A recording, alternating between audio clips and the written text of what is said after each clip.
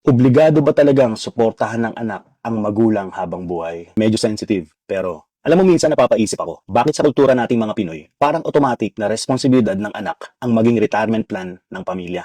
At bago kayo magalit hindi ko sinasabing pabayaan ng magulang. Malayo dun, sobra. Kasi karamihan sa atin, mahal natin parents natin eh. Kahit OFW ka, kahit pagod ka, kahit gipit ka, magpapadala ka pa rin. Pero ito yung tanong na parang bawal itanong. Hanggang kailan? Habang buhay ba talaga? Kasi minsan, parang ang nangyayari, pag tumulong ka, mabait kang anak. Pag napagod ka, madamot ka na agad. Pag nagbigay ka, proud sila sa'yo. Pag nagsimula kang magtira para sa sarili mo, nagbago ka na. Ang bigat nun lalo na dito abroad. Kasi maraming hindi nakakita ng totoong buhay natin dito. Akala nila pag nasa Canada ka na, mayaman ka na agad. Hindi nila alam, yung iba dito, dalawang trabaho. Yung iba, pagod na, pero smiling pa rin sa video call. Yung iba, instant noodles at tinapay ang kinakain para may maipadala. Tapos minsan, ikaw pa yung mahihiyang magsabi na, Ma, parang di ko na kaya. Kasi pakiramdam mo, masama kang anak.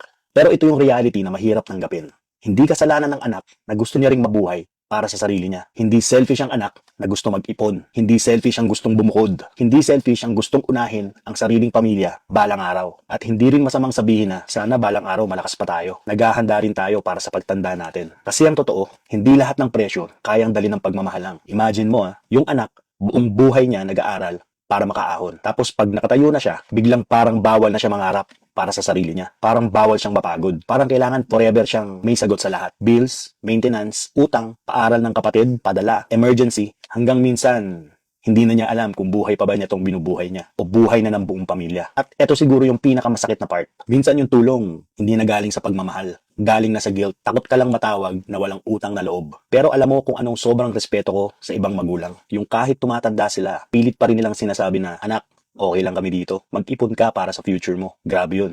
Kasi ang totoong pagmamahal ng magulang, hindi yung kinukulong ang anak sa responsibilidad habang buhay, kundi yung gusto nilang makita na may sarili ring buhay ang anak nila. Tumulong tayo kung kaya. Mahal natin magulang natin eh. Pero sana dumating din tayo sa point na ang pagtulong ng anak galing sa pagmamahal, hindi sa emotional pressure. Kasi ang anak, hindi investment plan. Tao rin yan, napapagod.